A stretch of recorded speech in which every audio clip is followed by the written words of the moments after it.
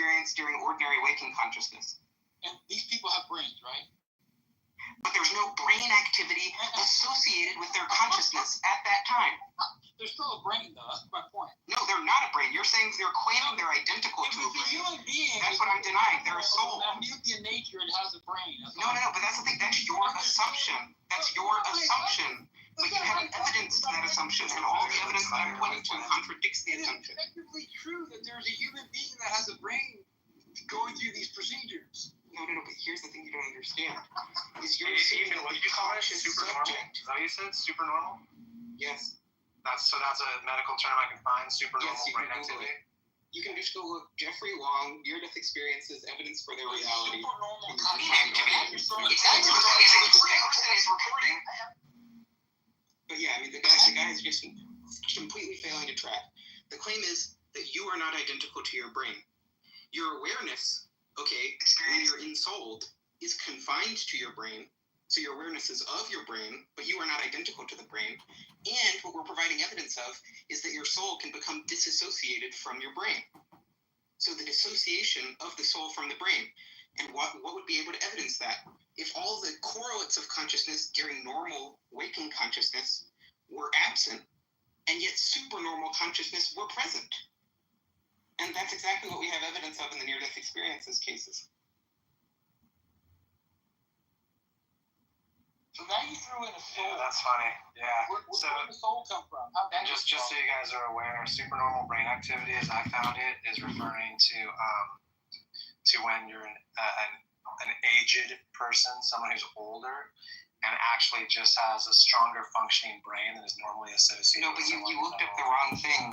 It's supernormal brain activity. Okay, it's supernormal consciousness. Yeah, and just look at the article that I referred you to. I want to just find out what that's the medical literature that I'm referring to place, then I should be able to find it easily, right? Yeah, you would be able to, but I'm just telling you where you can find the operational definition from a medical doctor in a medical journal, just so you can see it and used in exactly the context in which I'm using it. I've got a follow-up question. Hold on. It's some new people on stage. I could just jump in. Hopefully, I have self-control to allow these people to speak. I really don't be controlling y'all.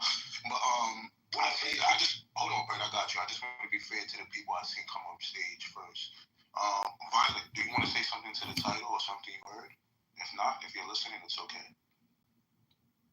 At the moment, I'm just tuning into how the conversation's going, but nice to see you, Benji. Perfect. Nice to see you too. King, do you want to say something? Nice, all good.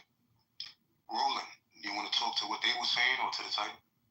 Yeah, I'll talk to what they're saying. I mean, I know what Ethan's talking about in terms of brains not necessarily giving explanation for like the entirety of what we understand as consciousness. Like we can see different brain activity when a conscious person is thinking and doing things, but we don't have like an explanation holistically for consciousness as of yet.